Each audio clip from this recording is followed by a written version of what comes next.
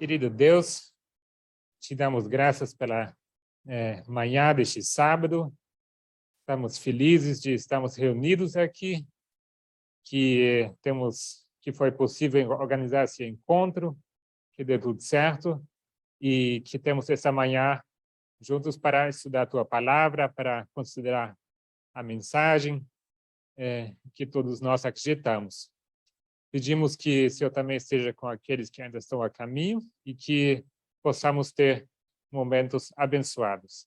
Assim oramos, em nome de Jesus. Amém.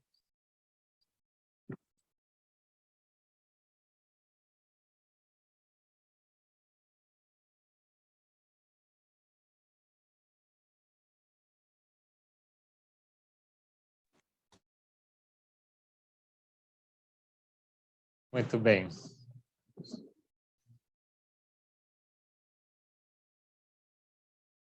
Eu creio que todos vocês têm recebido um artigo que a gente já havia postado, né, no nosso canal Media Broadcast Brasil.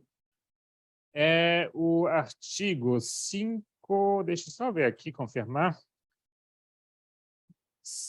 598, tá? É o artigo, para quem quiser abrir como referência, artigo 598.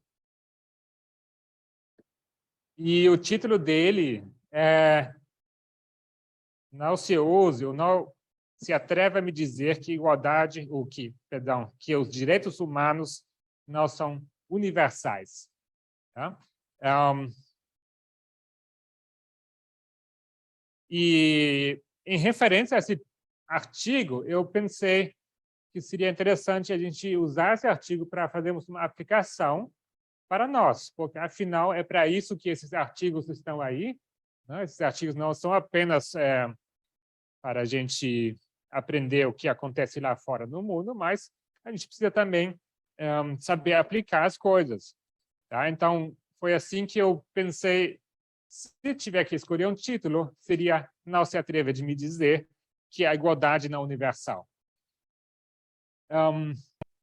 Agora, eu já falei quando eu cheguei aqui, a minha palestra ela depende muito da participação de vocês, mas também do fato de vocês terem lido ou não o artigo. Tá? A gente quase sempre nas nossas apresentações, nas nossas visitas, a gente vem lembrando da importância de vocês acompanharem o material que a gente publica.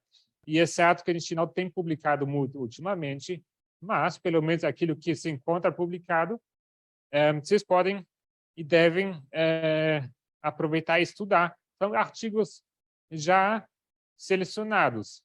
A Anciantesc posta esses artigos, a gente traduz, e então, se em algum momento houve dúvida, né, sobre o que vale a pena estudar, o que é importante para nós agora, né, que notícias dá para assistir, quais não, né, que canal de notícia dá para confiar, aí vocês têm quase pré-mastigados, né, já pré-filtrados os artigos que realmente a gente considera relevantes e importantes.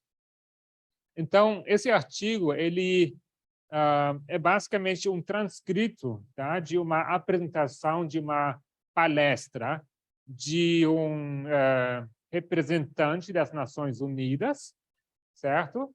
E ele, no caso, essa palestra é de 2017, e eu vou anotar o nome dele. O nome dele é Zaid. Só para ver se não eu escrevo errado. Zaid.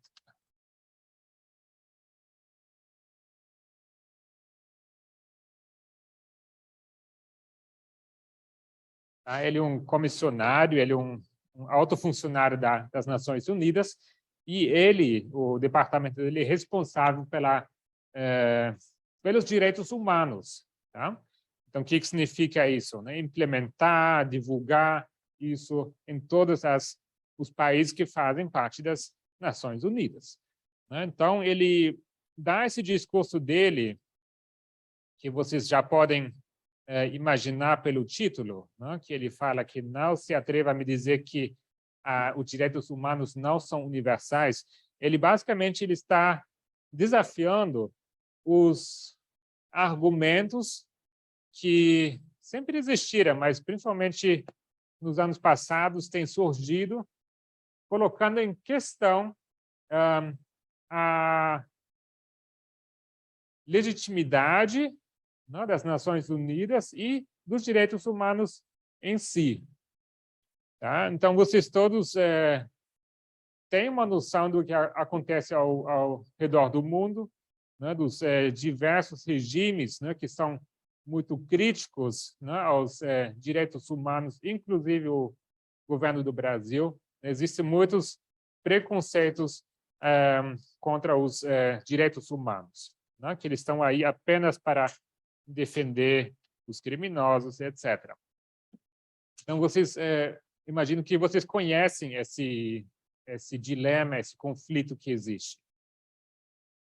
Hoje não pretendo tanto estudar os direitos humanos com vocês, tá? Eu tenho uma apresentação, eu quero aproveitar esse tempo para ler alguns trechos dessa palestra e elaborar um pouco sobre os pontos que o senhor Zaid faz, tá? Então, quem tiver acesso, eu vou encorajar que vocês abram o artigo.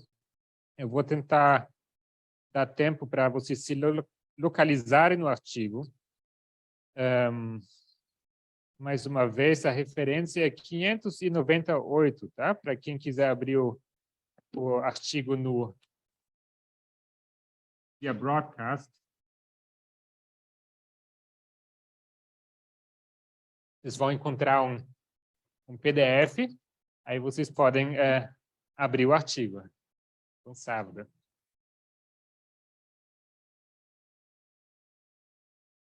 Então, basicamente, o que o palestrante, né, o seu Zé, que ele faz, ele apresenta as queixas, né, daqueles que questionam os direitos humanos, né, e são alguns pontos que esses críticos fazem. E, assim, não quero expor ninguém aqui, mas se alguém puder compartilhar contribuir, alguém lembra que são esses argumentos que os críticos levantam contra os direitos humanos? Quem quiser falar, tem um microfone que precisa entregar a quem quiser falar.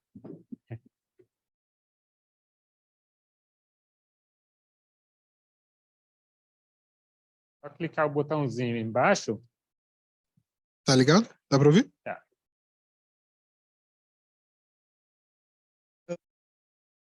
Eu lembro de dois, que são... O primeiro é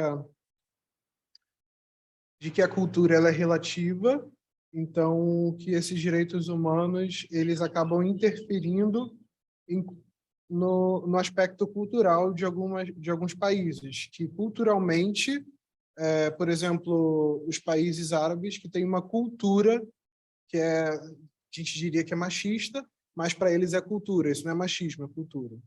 Então, os direitos humanos acabam interferindo no direito desses países de terem a própria cultura. E o outro argumento é de que o Ocidente se aproveita dessas pautas para interferirem em determinados países que eles têm interesses políticos. Obrigado, Rafa. Excelente. Tá? Então, realmente, esses são os dois argumentos chaves que os críticos estão levantando. Tá? Sendo o primeiro o relativismo cultural e o outro a suposta agenda, né, do Ocidente, que eles querem basicamente forçar o restante do mundo de se encaixar nessa ideia europeia ou ocidental. Tá? Então, são esses os argumentos que eles fazem. E quem quiser acompanhar, estou aqui lendo do parágrafo que começa: esses críticos também nos dizem. Tá? Eu vou ler aqui e espero que vocês consigam me acompanhar. E assim, esses críticos também nos dizem que devemos começar a pensar de forma diferente. Aceitar que não podemos exigir que todos os países garantam a liberdade para gays, lésbicas ou trans e defendem os direitos iguais das mulheres de tomar suas próprias decisões sobre suas vidas. Tá? Então, os críticos dizem essas Nações Unidas, não, aqueles que defendem os direitos humanos, precisam começar a pensar diferente, porque não funciona implementar esses direitos em todos os lugares do mundo. Certo? Que devemos aceitar o caleidoscópio, que é a cultura global, religiões, os sistemas de crenças, e permitir que as autoridades locais definam por si mesmas o que é uma agenda de direitos humanos apropriada.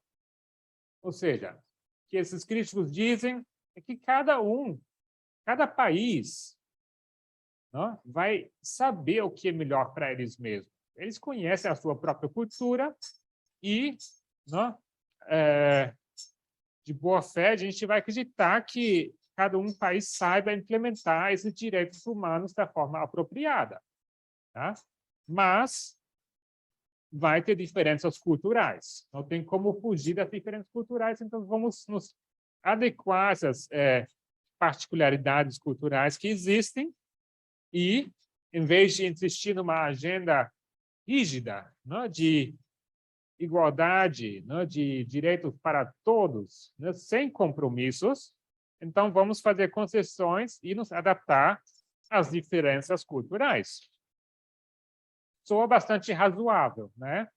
Afinal, melhor do que nada, né? Melhor pelo menos que eles aceitem a um certo grau. Mas esse é um forte argumento que os críticos têm para, vamos dizer, para atacar a agenda que não é flexível, né? A agenda das Nações Unidas é realmente insistir na implementação dos direitos humanos. Aí eles continuam argumentando: ao encorajar e apoiar os ativistas locais na busca dos seus objetivos, pronto, surgirá um resultado mais positivo. Tá? Então, eles dizem que tem que apoiar os ativistas locais. Tá? Então, que basicamente que a situação vai se consertar sozinho. Tá? Que cada lugar, se cada leva a sério essa ideia de direitos humanos e a gente deixa cada resolver seus próprios problemas dentro do contexto da sua cultura, então vai dar certo em algum momento. Não sei se vocês reconhecem alguma ideia por trás disso, uma filosofia, uma vertente política. Não sei se isso lembra de vocês de alguma coisa. Se quiserem comentar.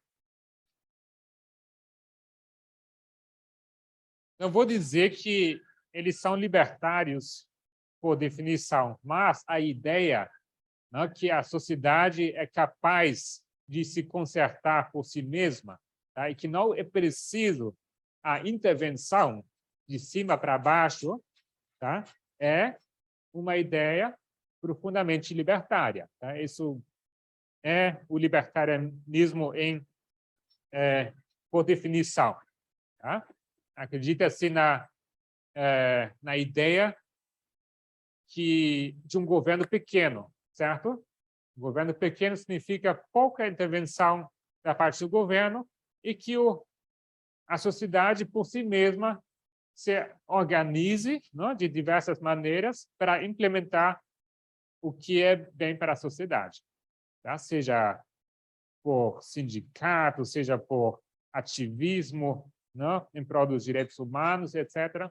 Então, essa ideia que não precisa dessa agenda tão rígida, não precisa dessa intervenção da parte das Nações Unidas, né, colocando esse padrão de direitos humanos em todo o mundo, tá?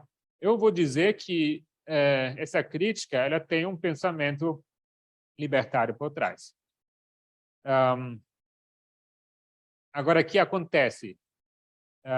Não sei o quanto vocês estão me seguindo. Espero que vocês me seguem. Se vocês querem que eu ande mais devagar, que eu repita alguma coisa, por favor, me falem, tá bem?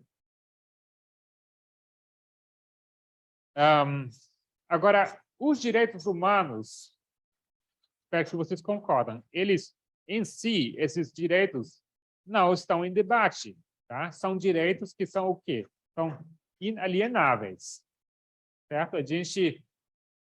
E isso, esse palestrante, ele elabora muito bem, né? Essa ideia que, de repente, tem essa agenda ocidental e que todo mundo tem que seguir, não é bem assim, tá? Se vocês entenderem como esses direitos humanos começaram a entrar em ação, né? e a existir, vocês entendem que todos os países, né? Todos os países do mundo, em pelo menos das convenções, participou e assinou, tá? Nem todos os países assinam todos os pontos dessas convenções, mas todos os países têm participação em pelo menos uma das convenções. Ou seja, todo mundo, em algum momento, concordou que esses direitos fazem sentido, são importantes e precisam ser respeitados. Ok? Então, não é uma coisa bem aleatória, não arbitrário, uma coisa que, em algum momento, cada um dos países que existe achou necessário e importante implementar esses direitos. Tá? Agora, a gente entende que existem falhas e não é o suficiente como isso é praticado no mundo. Agora, aqui que eu quero traçar o paralelo. Da mesma forma como os direitos humanos não se discute, eles são inalienáveis, eu quero sugerir que, para nós, como movimento, a igualdade não se discute, e ela é inalienável. Tá? É um direito que todos têm, tá? E a gente não vai se mover um centímetro para ceder, porque é um direito absoluto, certo? Então, se a gente mantém isso em mente, a gente pode seguir aqui no parágrafo seguinte, onde diz, no segundo rascunho, tá? No segundo rascunho da Declaração Universal, preparado por René Cassin, a frase de abertura do preâmbulo é expressa nos termos mais austeros. Aí fala assim, esse Cassin, ele foi uma das pessoas que ajudou a formular os direitos humanos, tá? Quando tudo começou. E eu acho que ele sobreviveu à Segunda Guerra Mundial, então ele viu muitas atrocidades, tá? Então ele tem um histórico, ele sabe o que ele está defendendo aqui. Então ele fala que a ignorância e o desprezo pelos direitos humanos estão entre as principais causas dos sofrimentos da humanidade. Tá? É essa a conclusão que ele chega. Tá? Vou repetir. A ignorância e o desprezo pelos direitos humanos estão entre as principais causas dos sofrimentos da humanidade. Tá? E se vocês recordam um pouco de que tratam os direitos humanos, vocês vão entender que entra muitos aspectos aqui. Tá? Se a gente quiser argumentar, talvez, que, na verdade, é a fome, né, que causa muito sofrimento, sei lá, as guerras, vocês vão entender que isso, na verdade, é abordado nos direitos humanos. Não? Então, ele entende que a ignorância e o desprezo pelos direitos humanos também está entre as principais causas dos sofrimentos da humanidade. Ok? Aí ele continua a dizer, o senhor Zaid, ele diz, se refletido sobre hoje, não seria justo perguntarmos se ignorância e desprezo pelos direitos humanos também é um retrato preciso de onde estamos agora? Isso ele falou em 2017. Tá? Então, voltando para o paralelo que eu sugiro aqui, que direitos humanos para nós, como movimento, seria como igualdade, tá? Se a gente reformular a frase dele, que a ignorância e o desprezo pela igualdade estão entre as principais causas do sofrimento das pessoas, dos membros do movimento, também é verdade que, continua argumentando aqui, que a ignorância, que a situação em que as pessoas se encontram, né, é justo resultado dessa ignorância do desprezo à igualdade. Aí, se vocês recordam os últimos estudos, né, que a gente tem feito, compartilhado as visitas, né, em São Paulo, a gente tem tocado nessa questão, né, a gente voltou e olhamos para a linha de Éden a Éden, e a gente, de fato, entende, né, que a principal causa, né, é a ignorância e desprezo, justo pelo desprezo à igualdade. Tá? Foi assim que tudo começou. Tudo bem? Até aqui? Vocês podem participar, gente, viu? Quem quiser fazer um comentário. Continuo lendo. O parágrafo diz, no entanto, e perdoe-me por parecer defensivo, quando nossos detratores pesam tanto sobre as fraquezas do movimento de direitos humanos, eles parecem estar desculpando os próprios estados. Em vez de alcatroar e emplumar os verdadeiros perpetradores desses horrores, parece mais atraente para os críticos criticarem-nos, a nós, a comunidade de direitos humanos, como se nenhum outro ator internacional pudesse ter evitado as violações. Então, o que ele diz aqui? Há muita crítica contra os direitos humanos, dizem, está vendo? Não funciona esses direitos. Está vendo essas atrocidades que ocorrem no mundo? Não tem como implementar. Né? Vocês estão falhando na sua função de fazer isso funcionar. Tá? É uma bela ideia, mas não funciona. Tá? Então, ele, como, vamos dizer, o cabeça do órgão responsável pelos direitos humanos das Nações Unidas, ele se defende. Ele fala o seguinte, ele fala, mas esperem, tem mais pessoas envolvidas, ou mais personagens envolvidos aqui, os próprios estados. Tá? Como eu falei, todos os países no mundo, em algum momento, concordaram. Porque senão aponta para aqueles que eles não correm para defender esses direitos. Para o nosso movimento, né, eu diria que eu aplicaria isso como uma crítica à liderança. Né? Por que vocês são talvez tão duros, às vezes, com certos membros, com certas atitudes? Né? E a resposta dele é, e vocês, membros, vocês deveriam ter a mesma consciência, né, da igualdade que a gente, em algum momento, concordou em implementar, e vocês também deveriam defender com o mesmo vigor essa questão. E não devem esperar que a liderança resolva aquilo. Né? Eu estou fazendo aqui uma aplicação como eu leio esse artigo. Tá? Vocês podem discordar comigo, se quiserem. Mas, se quiserem me acompanhar nesse pensamento, eu acho que, se o artigo tem alguma utilidade, sabe, aqui a gente precisa tirar uma lição daquilo. Tá? A Anciã Tess, quando ela posta os artigos, ela faz um comentário. Tá? Então, além do artigo, tem um comentário para direcionar o que ela quer que a gente observe naquele artigo. Tá? E é bem útil ler o que ela observa quando são publicados os artigos.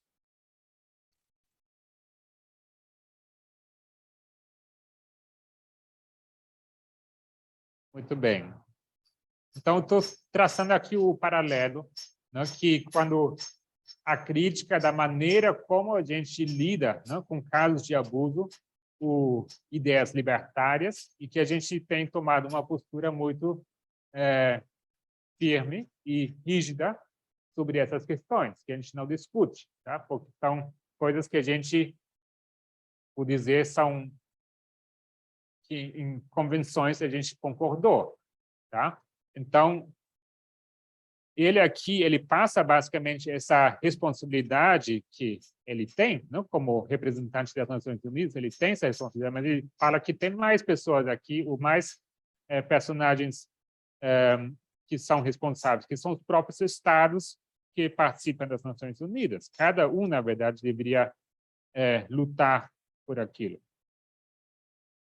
Então, continua dizendo aqui, para os estados que aceitam suas obrigações de tratados, esses compromissos são, obviamente, obrigatórios para eles. Não é o que eu tentei explicar.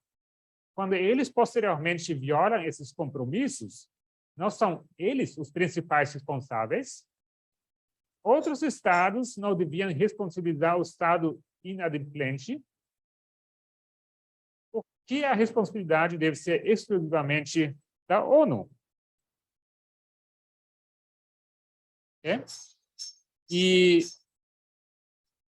que eu sugiro aqui que esses tratados, né, que a ONU concordou em assinar, né, é como, para nós, os nossos princípios que a gente vai entendendo conforme que a mensagem avança.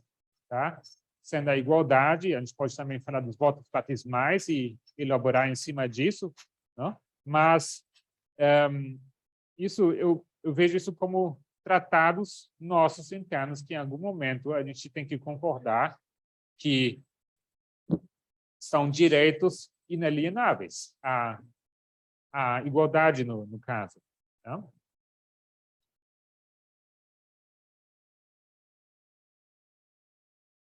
Ele continua a dizer, mais para frente, quem estiver seguindo na leitura, no parágrafo que diz um argumento que ouço com frequência. Tá?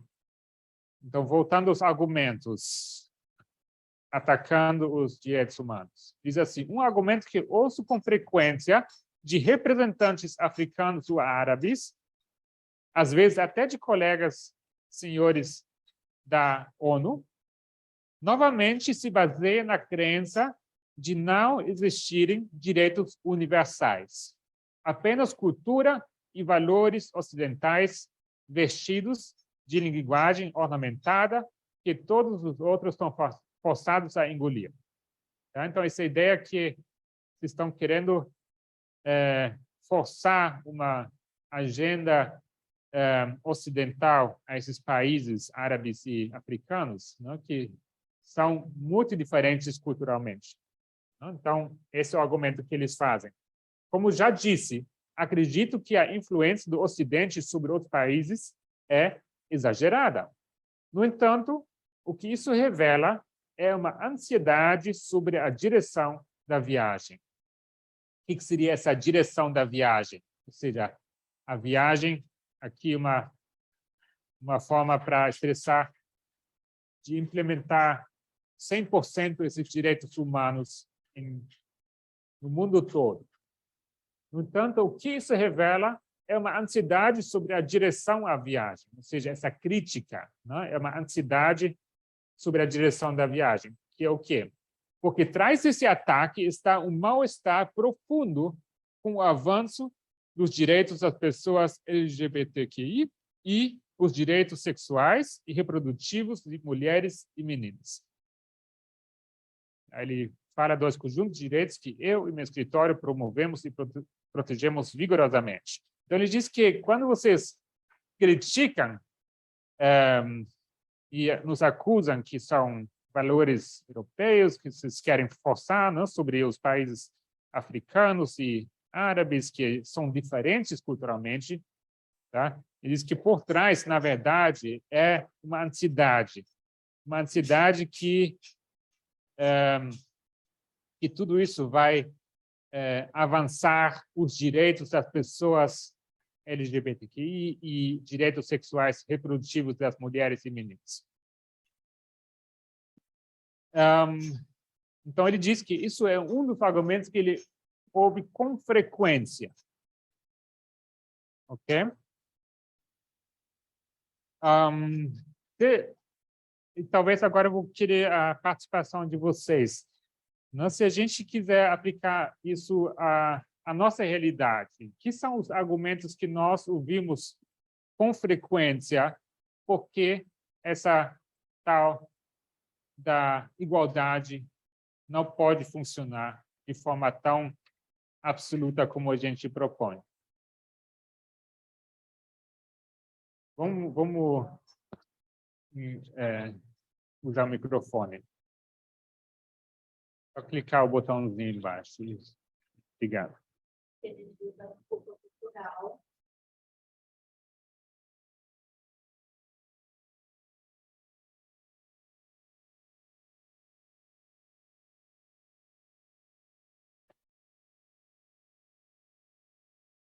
É certo, né? Eu acho que se vocês ouvem as palestras da Ciantese, às vezes ela traz relatos lá de países bem distantes, Sudão, e enfim, né? E ela traz esse exemplo que realmente vem igual como aqui, né? Eles fazem uso desse argumento que são culturas diferentes, né? Nós temos nossa cultura, não vem você me dizer como eu tenho que praticar a minha cultura. Aqui é diferente. Ok, isso é um argumento, mas vamos ser mais sinceros aqui entre nós. Como a gente pensava, né, até pouco tempo, né? Por que a gente continua tendo tanta dificuldade, né, de implementar igualdade de fato? Pode falar. Tem que apertar o botãozinho embaixo, tá? Está desligado aqui. Tem que apertar. Tem que apertar o botão. Isso. Agora, não. Agora sim. Pronto. Eu acredito que quando a gente fala sobre essas duas coisas que você está falando, principalmente dos direitos das mulheres e das pessoas LGBTs, porque nós temos a visão de que somos diferentes biologicamente, e isso é infiltrado na nossa cultura também. Excelente. Então, esse argumento, né, que é a natureza que fez assim, né? A biologia, né, não se discute, né? Homem e mulher são diferentes. E aí, o que vocês querem insistir nessa igualdade, né? Então, esse argumento que há uma diferença fisiológica, ou vamos dizer biológica, tá? Mas aí vocês concordam? Como que a gente lida com isso? Há diferença ou não? A gente não precisa responder agora, tá? Talvez mais como pergunta retórica, mas sim, isso é um argumento. Não? Aí, o que você faz? Não? A gente usa exemplos, né? Então, então carrega lá o cimento você, né? E não precisa dos homens, né? Então, essa ideia de homem e mulher é diferente, isso é uma das críticas que se faz, né? Porque eu estou querendo traçar o paralelo para nós, né? Os críticos aos direitos humanos, eles falam, não? A cultura é diferente, não? E que vocês querem nos forçar a adotar uma agenda europeia, não? Que mais? Ideias, por favor.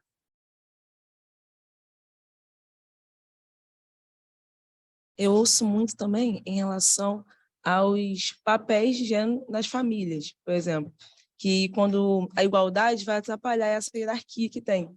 E isso vai interferir na criação de filhos, vai interferir no respeito familiar, assim. Isso é uma crítica que eu ouço em relação à igualdade. Muito bem, obrigado.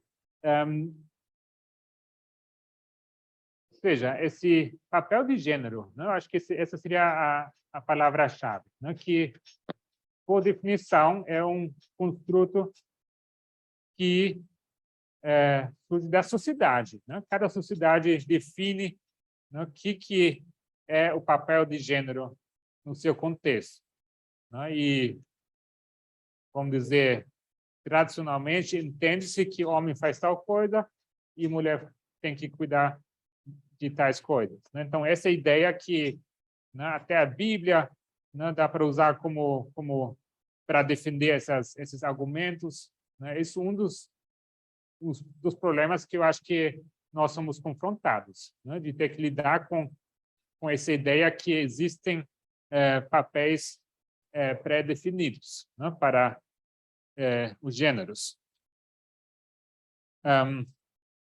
Vamos avançar um pouco e eu vou ler de novo aqui a frase final do que ele conclui, né? Por que existem essas críticas? Ele diz que por trás desses ataques está um mal-estar profundo com o avanço dos direitos das pessoas LGBT, direitos sexuais e reprodutivos das mulheres.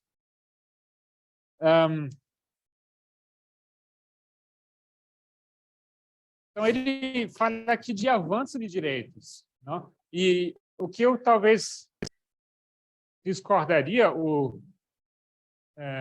acho que daria para questionar, não? É que a gente, para nós, não é suficiente um avanço dos direitos.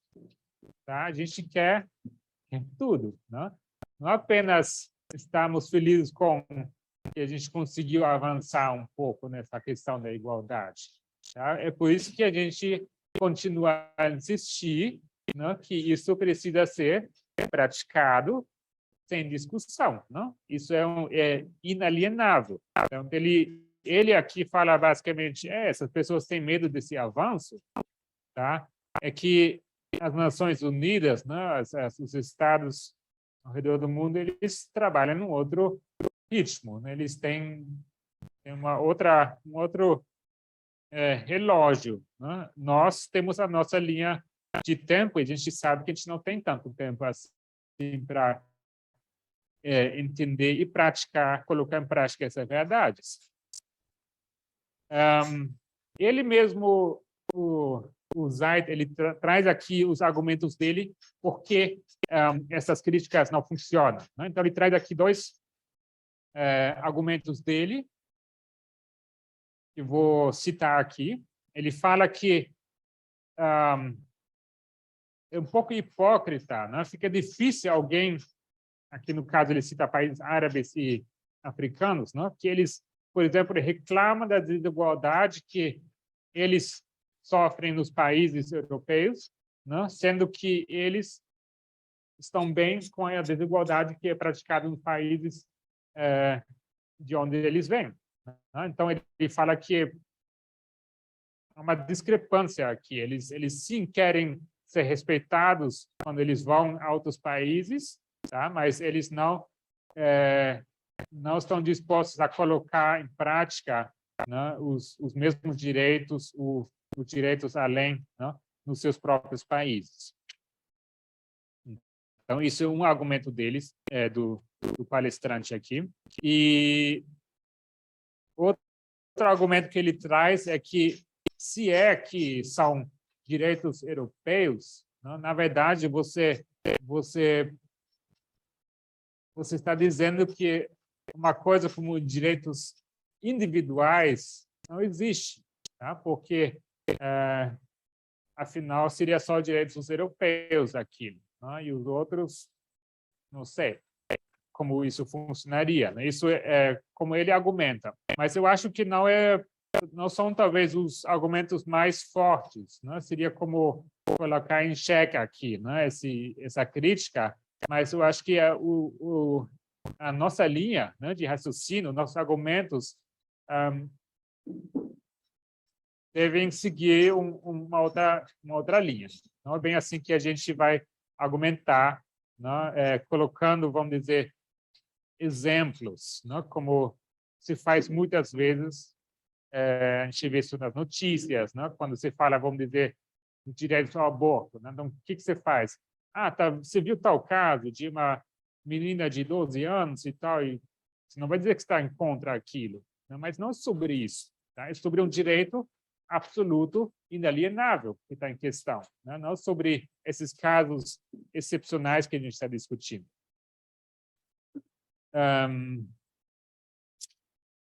Bom, vamos avançar aqui.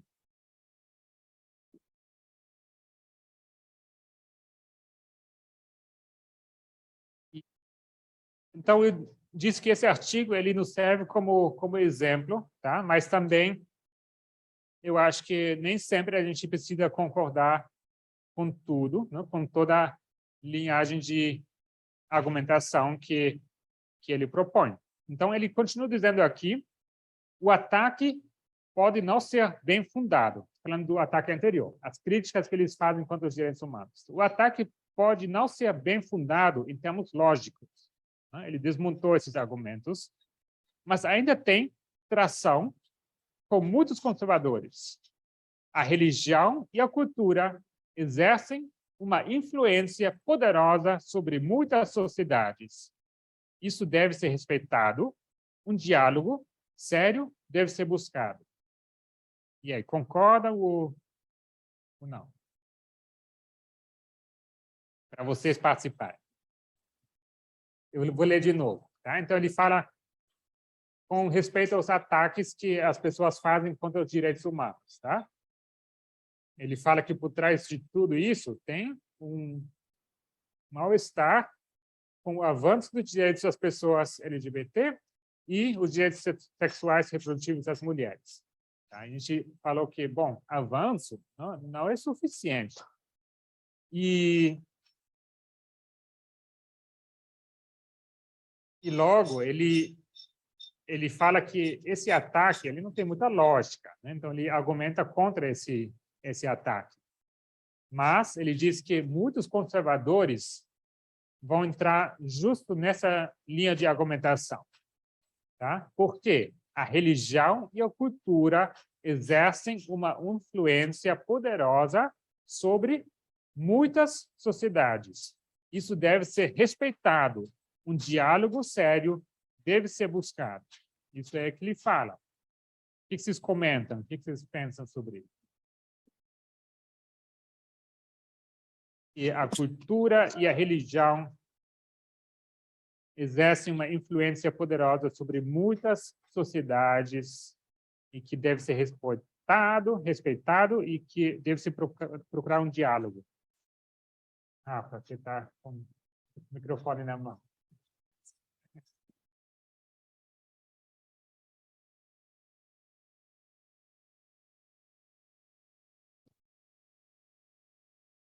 Está ligado, Zé.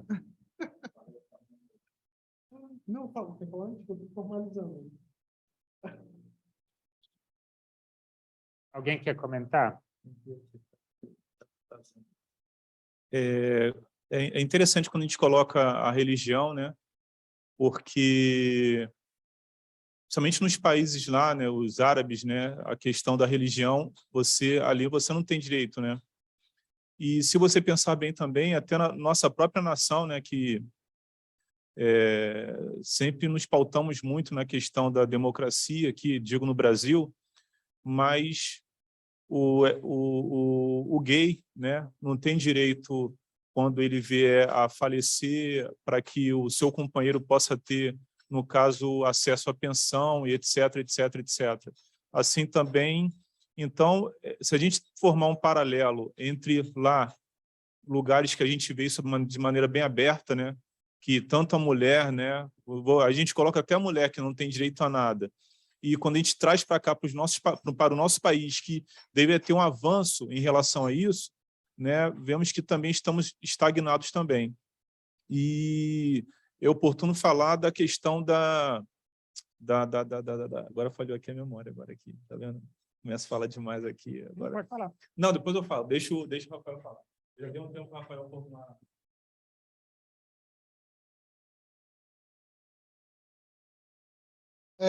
Assim, acho que a principal argumentação entre conservadores é com relação ao direito à liberdade religiosa. Então, quando você...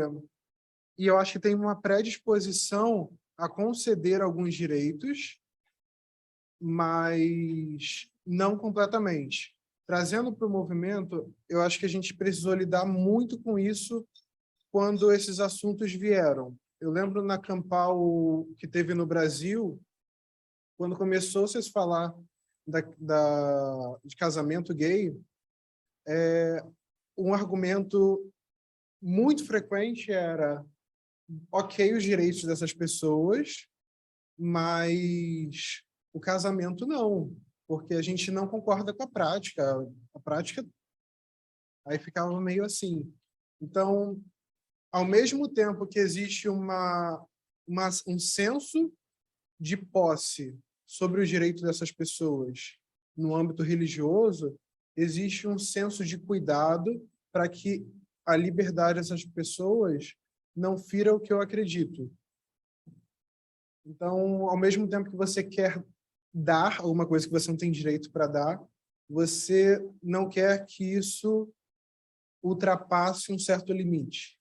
Então, eu acho que pega aquela ideia do pensamento anterior que estava vendo de um cuidado com as pautas iniciais, porque essas pautas iniciais têm um peso secundário, tem um lugar onde você quer chegar. Então, acho que a colocação é a liberdade religiosa em si, assim, seria violada pelo direito de outra pessoa.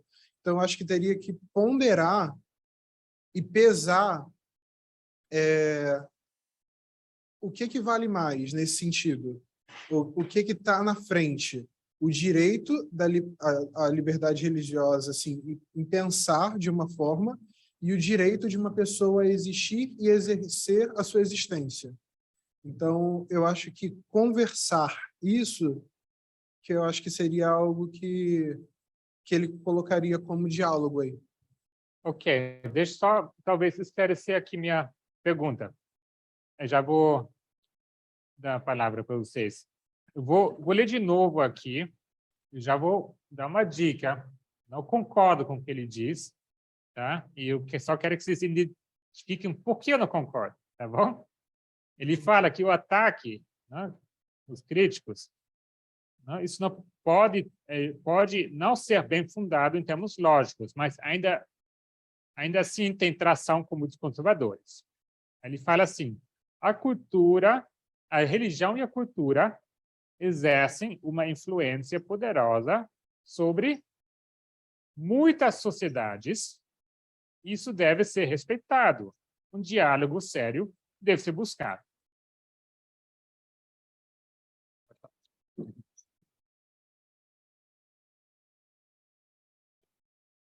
Vamos esperar chegar o microfone. Veja bem, quando se pergunta no Brasil por que você não concorda, né, que o homossexual tem os mesmos direitos que qualquer cidadão, o ponto sempre levantado é o quê? Ah, não, porque isso aí é bíblico. Então, você vê que o que é influência o quê? Da religião, né? E, obviamente, quando a gente fala de cultura, o que seria cultura? É um conjunto de informações, de questões, etc., que são passados de geração em geração.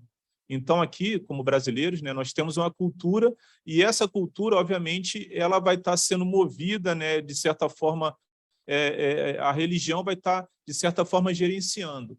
A prova disso é que a nossa própria Constituição, quando ela foi feita, eu digo até de 88, ela tem o quê? Muitos aspectos culturais e aspectos também religiosos foram colocados ali, de forma que, quando a gente começa a pensar de que o homossexual possa ter os mesmos direitos que um casal hétero, isso aí já é uma coisa... Não, calma aí. Como o Rafael falou, não. Eles podem chegar, casar, não sei... Eles podem ficar juntos. Eles podem chegar e, de repente, agora, família já é um ponto diferente.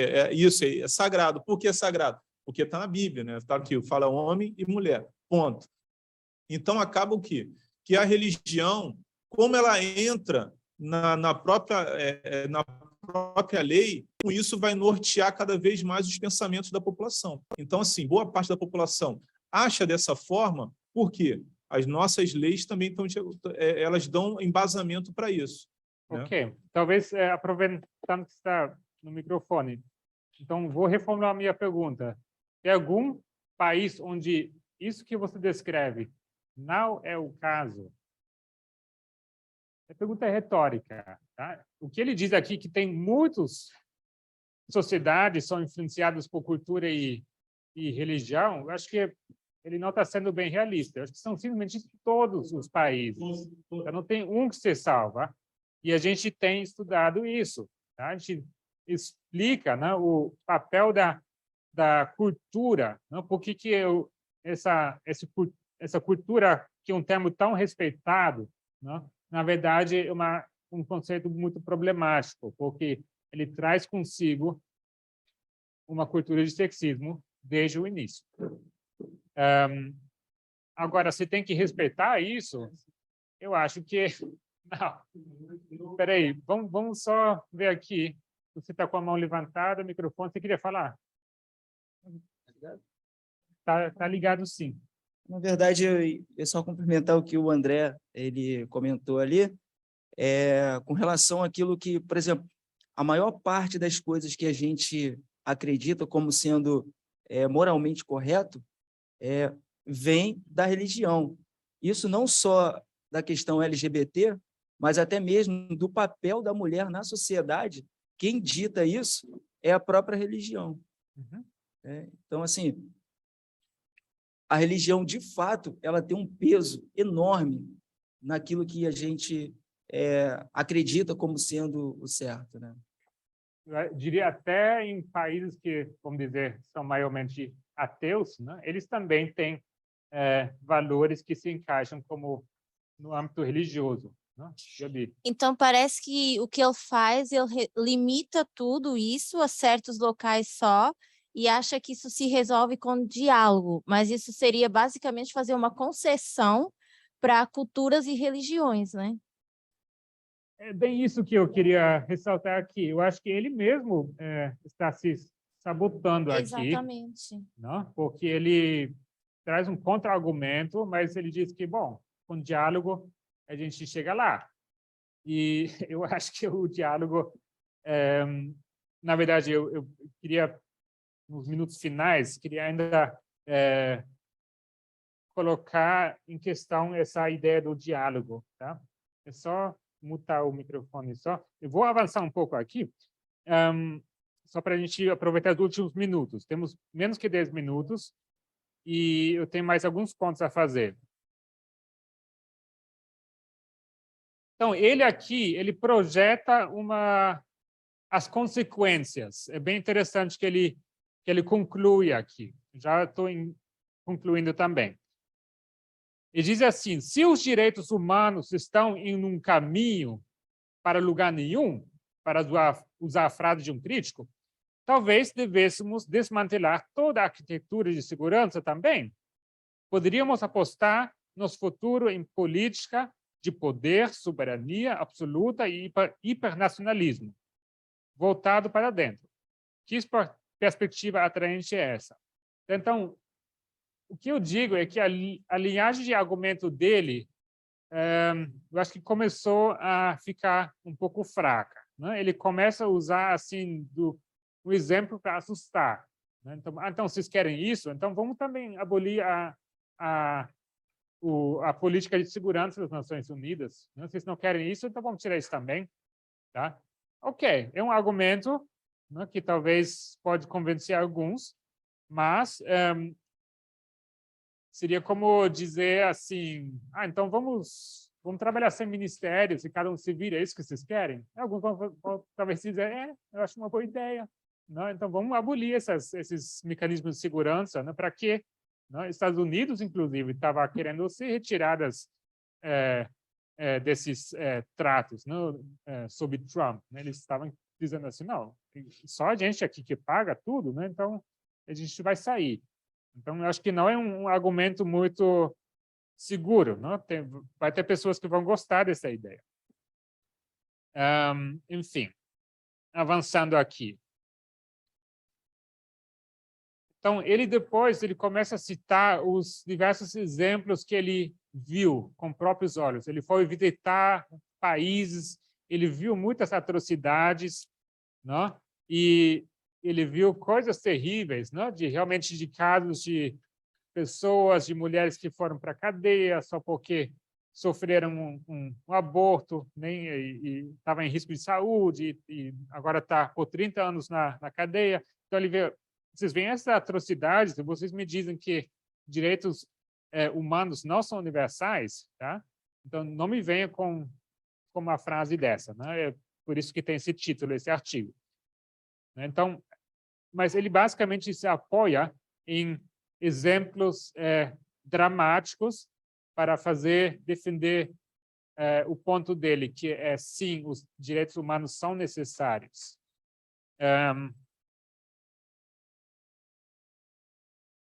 Aí ele continua aqui. Eu vou só concluir que eu acho que, mesmo assim, mesmo talvez não usando a melhor linhagem de argumentação, ele tem um pressentimento aqui. E, em algum momento, ele diz o seguinte, ele diz que os direitos humanos enfrentam hoje um teste de estresse, e a pressão está sobre nós.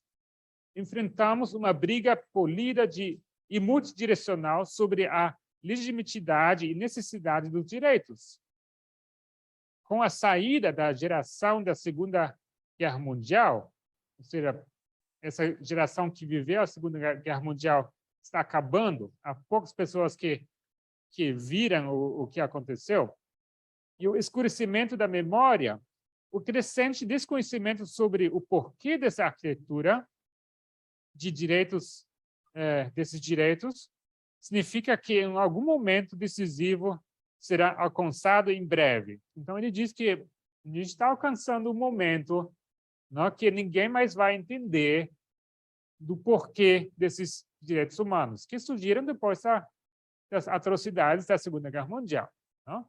Foi aí que começou a se falar em direitos universais, assim, para cada indivíduo. Então, ele diz, não, sendo que essa geração está acabando, não, que de fato viu o que aconteceu, não, ele tem esse pressentimento que está vindo um momento decisivo em breve, né? Assim como ele interpreta a situação em 2017. Eu acho que está certo, né? A gente sabe que vamos chegar num momento decisivo em breve, que a grande maioria não vai entender o porquê. Por que é tão importante, né, uma igualdade que realmente não se discute. O tempo basicamente acabou. Eu tinha planos de entrar mais em dois casos, dois exemplos. Eu vou me tomar a liberdade de usar mais uns 5 minutinhos para fazer esses pontos. Tá? Eu acho que eles são válidos e é bem possível que a Bárbara vai elaborar um pouco mais sobre isso. A gente publicou alguns artigos recentemente que são muito importantes. A gente tem citado eles várias vezes. Tem o artigo 594, que é sobre o julgamento de Johnny Depp e Amber Heard, e o título é Por que esse julgamento é muito pior do que você imagina? Tá? Então, eles perguntam o que são as implicações dessa decisão judicial para o movimento Me Too. Quem quer me explicar em poucas palavras o que é o movimento Me Too? É um movimento que foi criado pela Organização Mundial, pela ONU, perdão, e uma das idealizadoras foi, inclusive, a Emma Watson, que é uma das atrizes do filme dos Harry Potter e tudo. E é basicamente um pedido dos homens participarem da luta política das mulheres. Então, é um Me Too. Obrigado. Muito obrigado. Obrigado, Sandra, também. Então, esse movimento é basicamente, a ideia é empoderar, não, as mulheres que sofreram abuso sexual, na maioria dos casos, ou violência doméstica, etc., não, e dar uma voz para elas. E isso teve uma repercussão. Tá? Eu acho que vocês são familiarizados com esse hashtag aqui. Agora, teve um outro artigo que a gente citou com frequência, que é o artigo 606, que é sobre a barganha faustiana que o feminismo fez com a cultura das celebridades. Vocês lembram desse artigo? Sim? Esse artigo fala sobre o movimento Me Too e o suposto grande sucesso que teve, né? Porque, afinal, teve milhares e milhares de pessoas que começaram a se mostrar, como fala, leais, né, a essa causa. Ok? O que esse artigo, qual o ponto que ele faz?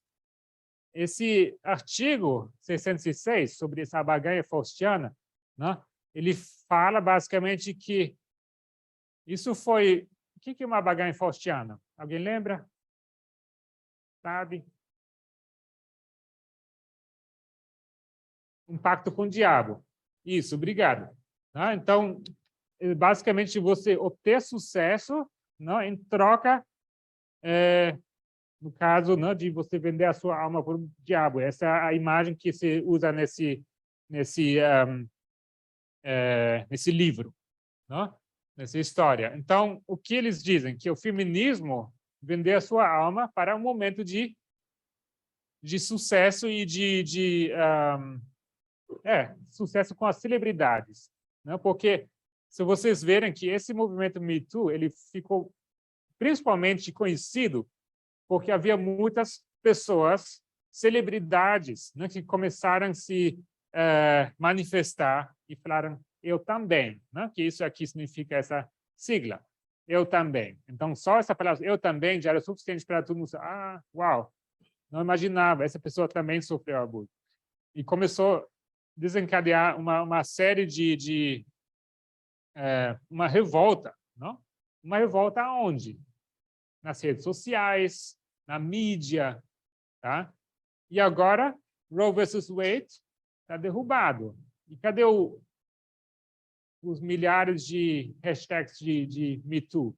Isso que o artigo diz é basicamente esse momento de glória, né, para esse feminismo, né, que eles fizeram um pacto com a cultura de celebridades, não ajudou nada, tá? É como uma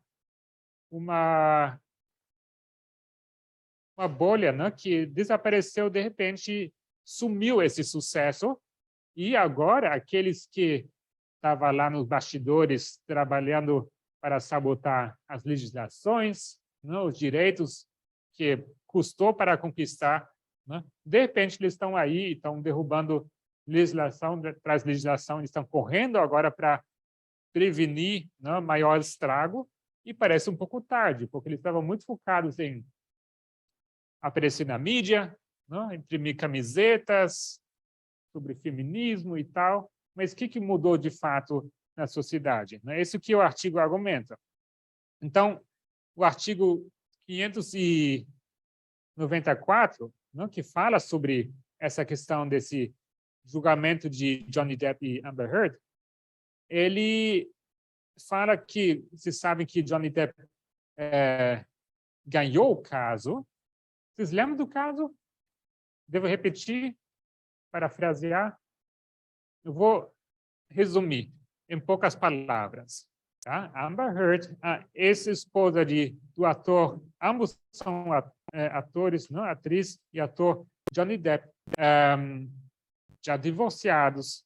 Tá? Ela acusou o Johnny Depp por abuso doméstico, né? Abuso sexual e violência doméstica, e isso levou a um divórcio. Tá? Teve um jornal no Reino Unido que falou sobre isso e chamou Johnny Depp de espancador de mulheres. Tá? Johnny Depp entrou numa ação contra esse jornal e ganhou, porque ele falou, isso é difamação. Vocês me chamam assim no público, vocês vão acabar com minha carreira. Tá? E foi fácil para ele ganhar o caso lá no Reino Unido. Agora, Amber Heard, a ex-esposa dele, fez também, ela deu uma entrevista. Tá? E nessa entrevista ela fala basicamente que, olha, eu entendo muito bem o que acontece com essas mulheres. Eu também fui vítima de abuso em tal e tal ano. Tá? E foi só isso que ela fala. Suficiente para John Depp agora entrar uma ação na justiça contra a sua ex-esposa.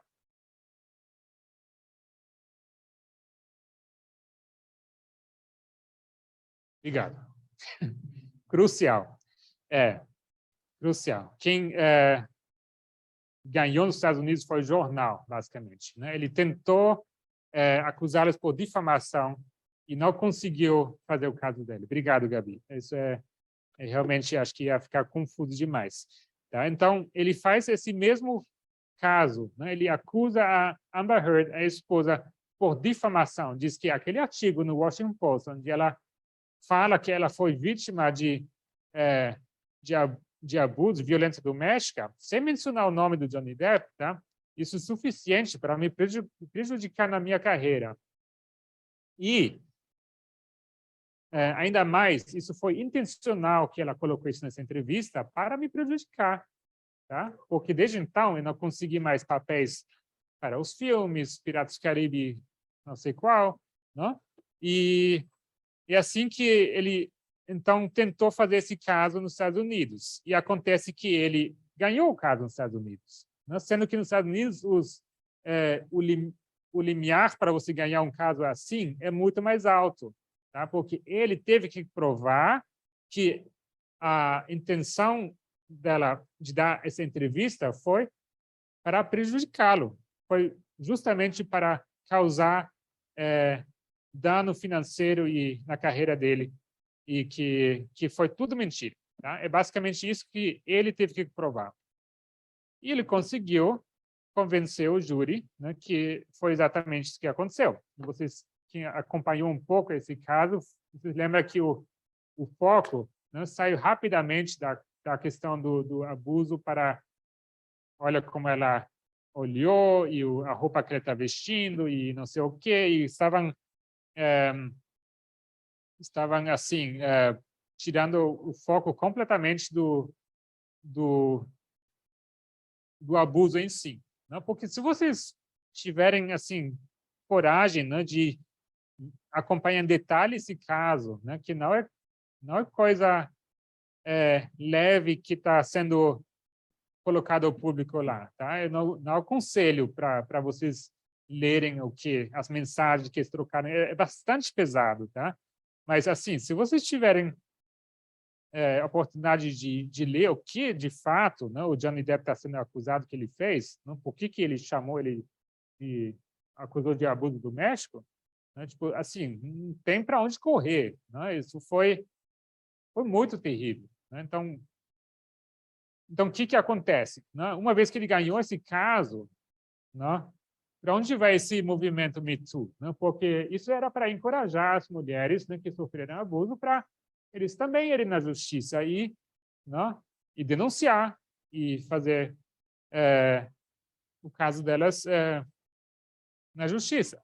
Né? O que acontece é que um caso desse, né, que ganhou muita atenção, agora tem mais pessoas que estão agora considerando processar essas mulheres por difamação, não? Porque deu certo aqui no caso de Johnny Depp e Heard. Então, já se nota a repercussão desse caso, que há muitas mulheres que agora veem que parece que não vale a pena, não? Trazer esses casos para a justiça.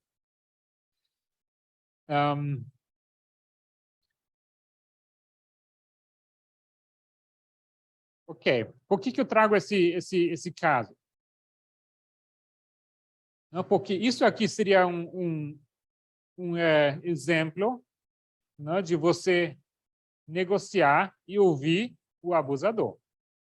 Tá? Eles realmente, na justiça, é assim que funciona, né? Você tem que ouvir os dois e tal. Mas aquele que, vamos dizer, do nosso ponto de vista, assim, não tem mínima desculpa, né, do que ele fez, né, ele acabou encorajado aqui dessa situação, né? Então, por que trago esse exemplo? Porque eu acho que isso nos demonstra para onde leva essa ideia de então, vamos ouvir os dois lados. Vamos ver quem tem os argumentos mais convincentes, né? Quem traz mais provas. Né? Se essa é a proposta, você vai acabar fazendo, você vai acabar prejudicando a mulher que já teve que dar esse passo para falar sobre algo que é extremamente desagradável, né? E agora você chega lá com a pessoa que tem a liberdade de se defender e de falar que ela não foi bem assim, né? E que isso é mentira e não sei o quê. Né? Se dá um palco para algo que você não quer. Tá? É por isso que a gente, como ministério, como movimento, a gente tem uma outra postura. Tá? A gente não dá palco para o abusador. A gente não abre assim a discussão para ver quem traz os melhores argumentos. Tá? É por isso que eu trago esse exemplo. Eu acho que já estou passando bastante do tempo aqui. Eu vou trazer mais um exemplo, pode? Outro exemplo da política, tá? E vai ser meu último. Vocês têm acompanhado a guerra de invasão, né, da Rússia contra a Ucrânia. E vocês entendem que isso tem repercussões assim imensas, né, em muitos países, mas principalmente na Europa. E vou citar aqui o exemplo da da Alemanha. Tá? Alemanha e Rússia tiveram relações bastante boas nos últimos anos, supostamente. Tá? Eu vou explicar um pouco o porquê. Há uma coisa na cultura, na consciência alemã, né, que esse peso que eles carregam da Segunda Guerra Mundial, tá? Das atrocidades que foram cometidas. Né? Então, eles se veem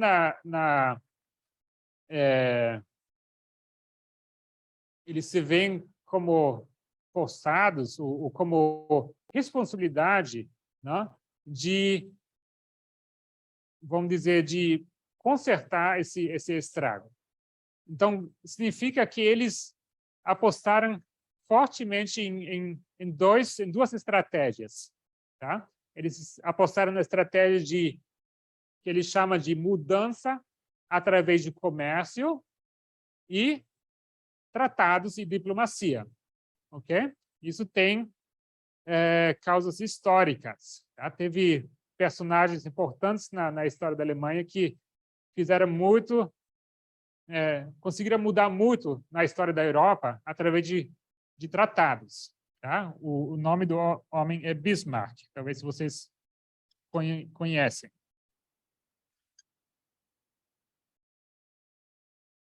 O von Bismarck, ele foi um chanceler na Alemanha, ou naquilo que era a Alemanha naquele tempo. Ele foi um estadista, né, que conseguiu mudar a Europa, mudar a Alemanha, através de tratados. Tá? Era uma complexidade de tal nível que realmente era extremamente difícil você fazer qualquer coisa sem você ferir um daqueles muitos tratados que se havia feito. Tá? Então, ele estava tentando manter o equilíbrio na Europa através de tratados, através de diplomacia. Tá? Parece interessante, tá? Mas a gente sabe que seguiram guerras mundiais. Isso é antes da Primeira Guerra Mundial. Tá? Então, mas essa ideia que muito pode se alcançar através da diplomacia de tratados é uma ideia que os alemães têm simpatizado muito, têm encorajado. Então, o que era a ideia? Vamos falar com a Rússia, né?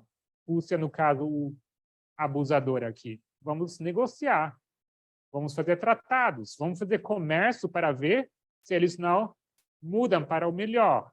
Eles também começam a gostar dos nossos ideais europeus, dos nossos ideais que nós defendemos na nossa sociedade. E parecia dar certo por um tempo, não? Porque se fez muitos tratados, gasodutos foram construídos, inúmeros negócios, todos felizes, né? Até, de repente, surgiu uma guerra de invasão, não? E agora, como se sai dessa situação? Porque a Alemanha se tornou dependente da Rússia, né? Toda a indústria depende do gás que a Rússia exporta para a Alemanha. Tá? Então, a Alemanha, de repente, se vê numa situação extremamente desagradável, porque tem muitos países que têm questionado essa postura deles para com a Rússia, tá? ao longo do tempo. Estava um pouco próximo demais, né? com Putin, né? que está levando essa guerra em frente no momento. Tá? Então, para vocês terem uma ideia, né, o que significa esse número, isso aqui talvez não é mais tão atual, mas faz poucas semanas, né, que a Alemanha pagava 220 mil dólares americanos, tá? Não por ano, não por mês, não por semana, mas por dia, tá? A Rússia, em troca a energia que eles recebiam deles. Tá? Então, é legal apoiar a Ucrânia, né, com ser solidário, mandar alguns capacetes e depois uns tanques, etc. Mas esse dinheiro aqui que vai para a Rússia todo dia, né? Eles estão dentro de uma configuração tão complexa. Não tem como você falar, não, a gente vai parar e a gente não quer mais o gás de vocês. Então, para sair dessa situação que eles se colocaram com um país abusivo, né, que desrespeita os direitos humanos assim abertamente, né, essa ideia de que dá para negociar e alcançar mudança através de comércio, através de diplomacia, né, com paciência e vamos conversar, vamos ouvir as opiniões de todo mundo, não levou a esse desastre aqui. Né? Agora eles têm que se explicar, né? Como que eles vão fazer para sair dessa situação. Né? E não vai sair barato para eles. Né? Gente, eu espero que vocês tenham conseguido acompanhar e entendido por que eu estou trazendo esses pontos aqui. Eu acho que são pontos que não apenas são atuais para vocês como grupo aqui no Rio, tá? Mas vários lugares no Brasil, mas também no mundo, né? que continuam se vendo desafiados com a implementação de uma igualdade sem concessões. Tá? E eu espero que tenha ficado claro que a nossa postura, a nossa posição, eu digo como movimento, não, como ministério, e que vocês conseguirão acompanhar isso através do exemplo desse artigo que eu compartilhei com vocês. Tá? Vale a pena vocês depois sentarem e lerem de novo com calma. Todos os artigos são muito valiosos na sua leitura. Então, vamos encerrar com uma oração, tá bom?